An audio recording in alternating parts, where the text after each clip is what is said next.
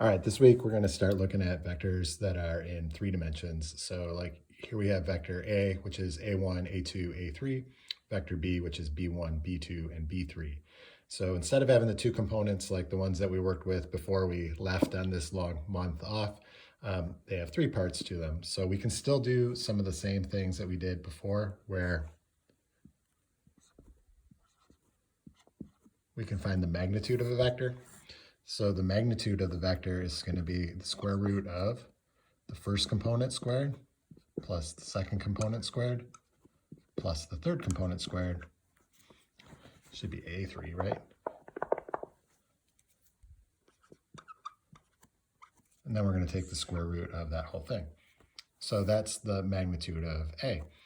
Just like when we did the dot product in 2 dimensions, we can do a dot product in 3 dimensions. So we're going to do A1, B1 plus A2, B2 plus A3, B3. So dot product is useful if we're trying to find the angle in between vectors, which we did in 2 dimensions, and you can also do the same thing in 3 dimensions. So to find the angle in between the 2 vectors, the cosine of the angle is still going to be the dot product of the 2 vectors. And then we're going to divide it by the magnitude of A times the magnitude of B. So again, that's finding us the angle between vectors. So if we have our vectors that look something like this, we have a vector A here, and we have a vector B here, theta is going to be the angle that's in between them. So this is, 3-dimensional versions of what we've done already in 2 dimensions. Another product that we can come up with in 3 dimensions is called the cross product.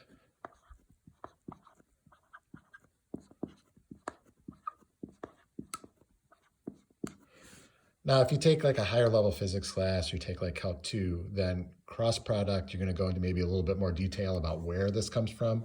We're just going to go with the basics of cross product. So cross product is A cross B.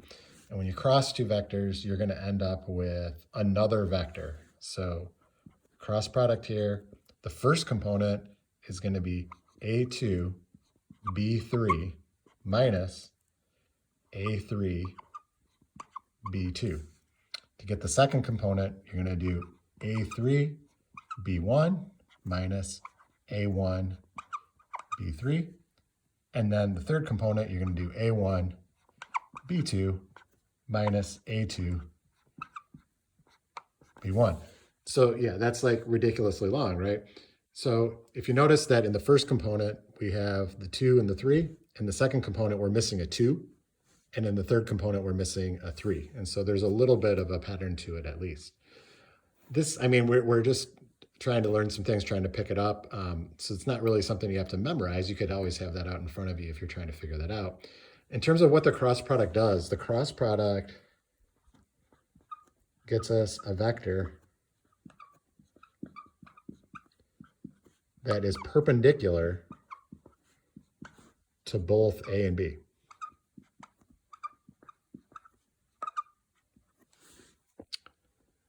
And cross products have, again, a lot of uses in the world of physics in particular. So cross product is something that gives us a vector that is perpendicular to both A and B.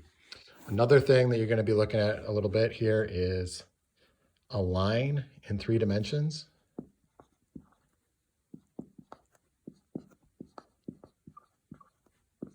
So in 2 dimensions, we have slope-intercept form,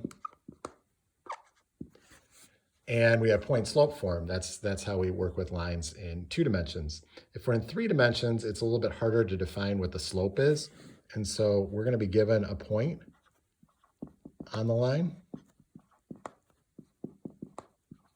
So let's say that the point that's on the line is x0, y0, z0, and then we're going to be given a direction that the line is going in.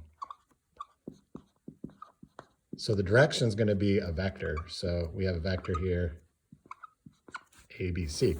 So the equation of the line, we're going to basically say here that we've got a point, and then we're going to keep adding vectors onto that point going in this direction ABC. So if we add one vector on, we're going to get another point on the line. If we add a second vector on, we're going to get the next point, third vector, the next point after that. If we added half of a vector, we would get to here. The bottom line is we're going to end up with a set of parametric equations. So our first equation is x is going to be the x0 plus a times t. And again, we're getting a from the x part of the direction here. The y is going to be y0 plus b times t. And then the z is going to be z0 plus c times t.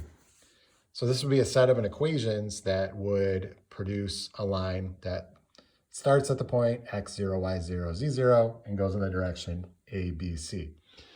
So these are a lot of different things that we can do with vectors in 3 dimensions. I'm going to make another video here that shows you how to use GeoGebra for a lot of this, and it makes it so much easier. Trying to do this out by hand is great, and it's nice to try and learn from. It's much, much easier to use technology on this. So this at least gives you a little bit of an explanation. I'm also going to post all the different notes that I posted before that have a lot of the same content in it, but I thought maybe you'd like to see a little bit of whiteboard action with Mr. Toby's voice behind it. So there you go. That's the first part of the videos for this week.